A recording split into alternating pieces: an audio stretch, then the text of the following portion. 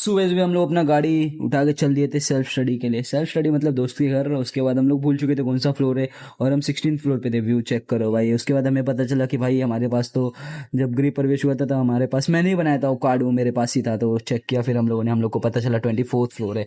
फिर क्या, हम लोग पकड़ लिए लिफ्ट। लिफ्ट भाई जैसे ही लिफ्ट पे गए वैसे ही ऊपर वाले फ्लोर पे चला गया था लिफ्ट। और उसके बाद वेट करने के बाद थोड़ी देर बाद लिफ्ट आया। लिफ्ट आने के बाद हमने लिफ्ट लेके पहुंच गए 24th फ्लोर पे। उसके बाद देखिए भाई हमारे सामने हमारे अखिल भाई जो बैठ के चिल मार रहे थे भाई। उसके बाद क्या था, हम लोग गणपति के दर्शन के लिए जाने वाले थे, अखिल भाई अंदर फ्रेश हो रहे थे, तभी भाई सीन हो गया। मैंने दरवाजा चाबी से खोल लिया। उसके बाद बैठ के हम लोग लड़ाई करने लगे भाई कि गाड़ी के बीच में कौन बैठेगा।